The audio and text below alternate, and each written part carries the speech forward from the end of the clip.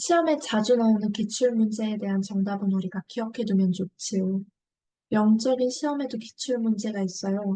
예수님은 금식 이후 시험에서 하나님의 입으로부터 나오는 모든 말씀으로 살 것이라고 답변하셨어요.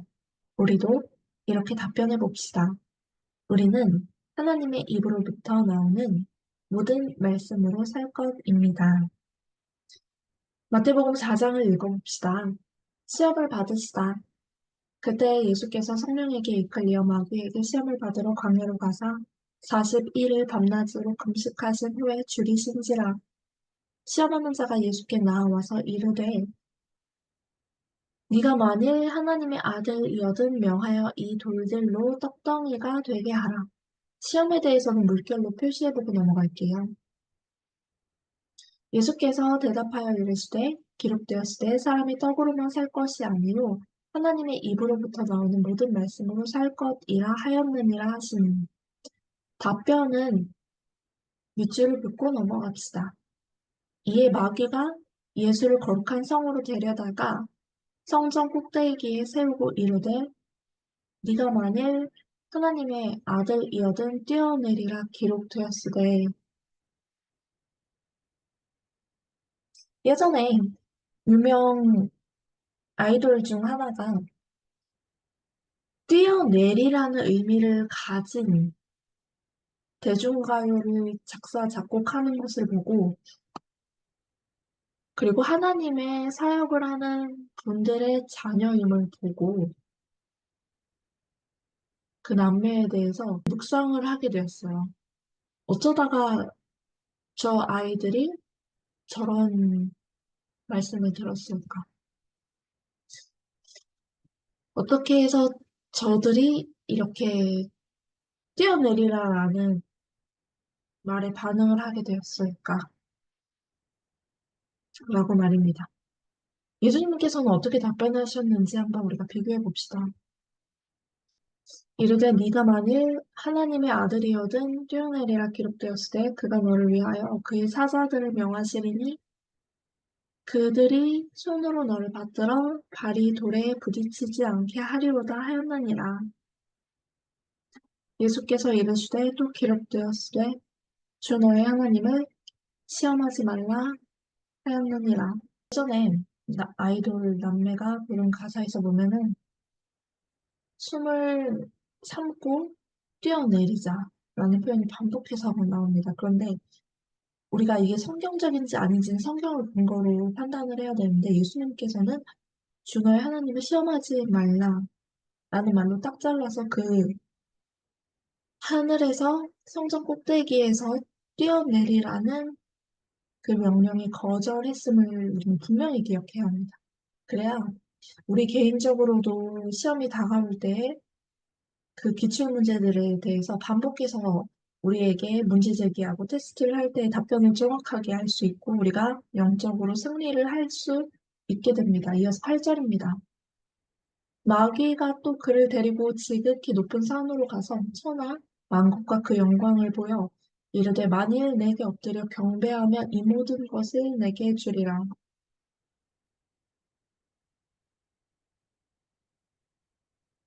마귀는 굉장히 교만함을 특성으로 무장한 것이기에 경배하라고 합니다. 본인에게 경배를 하라. 그리하면 천원 만국과 영광을 내게 주겠다.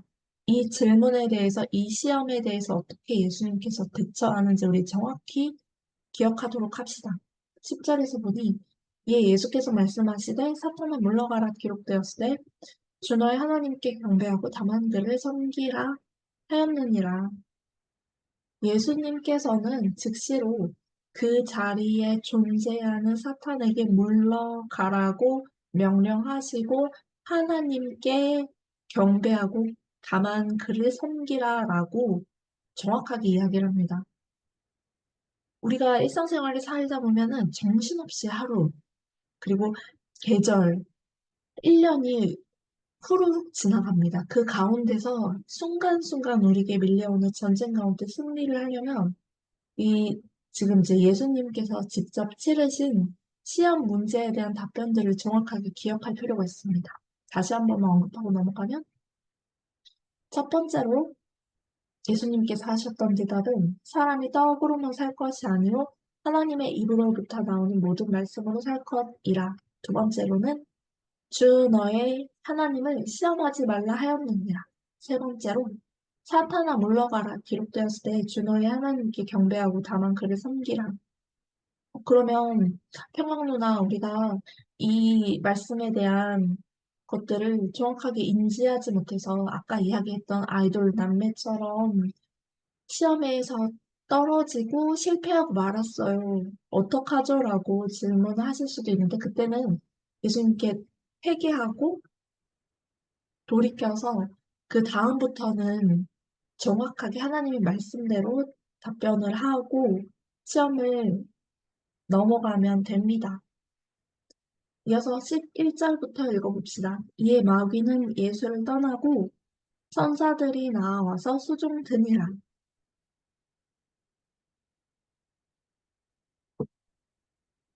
비로소 천국을 전파하시다. 예수께서 요한이 잡혔음을 들으시고 갈릴리로 물러가셨다가 나사렛을 떠나 스불론과 납달리 지경 해변에 있는 가버나움에 가서 사시니 이는 선지자 이사야를 통하여 하신 말씀을 이루려 하심이라 일렀으되 스불론 땅과 납달리 땅과 요단강 저편 해변길과 이방의 갈릴리여 흑암에 앉은 백성이 큰 빛을 보았고 사망의 땅과 그늘에 앉은 자들에게 빛이 비치었도다 하였느니라. 이때부터 예수께서 비로소 전파에 이르시되 회개하라 천국이 가까이 왔느니라 하시더라. 어부들을 부르시다. 갈릴리 해변에 다니시다가 두 형제고 베드로라 하는 시몬과 그의 형제 안드레가 바다에 금을 던지는 것을 보시니 그들은 어부라 말씀하시되 나를 따라오라 내가 너희를 사람을 낚는 어부가 되게 하리라 하시니 그들이 곧 그물을 버려두고 예수를 따르니라. 거기서 더 가시다가 다른 두 형제 곧 세베대의 아들 야고보와 그의 형제 요한이 그의 아버지 세베대와 함께 배에서 그물 깁는 것을 보시고 부르시니 그들이 곧 배와 아버지를 버려두고 예수를 따르니라. 여기서 보면은 베드로라는 시몬과 형제 안드레는 이들의 직업인 어부라는 생계를 지켜주는 직업을 내려놓고 예수님을 따르게 됩니다. 우리가 예수님을 믿는다는 것은 우리의 직업을 변경하게 될 수도 있는 가능성을 줄 만큼 굉장히 큰 영향력을 받는다는 사실을 인지하고 예수님을 믿게 된다면 진리인지 진리가 아닌지를 정확하게 성경을 근거로 분별하는 능력을 갖추어야만 이런 믿음에 순종을 하고 그 믿음의 순종에 후회함 없이 온전히 주님의 뜻을 향해서 달려나갈 수 있을 것입니다. 왜냐하면 우리 생계 전반에 너무나 큰 영향력을 미치는 것이 바로 종교이기 때문입니다. 우리가 덮어놓고 성경에 대해서 문외한인 채로 예수님을 믿다가 보면 우리의 영적인 리더십들이 바른 말을 하는지 바른 행동을 하는지에 대한 분별도 없이 살아가게 된다면 눈뜬 장님에 불과한 한 영혼에 불과해서 속임을 당하기 굉장히 쉽게 됩니다.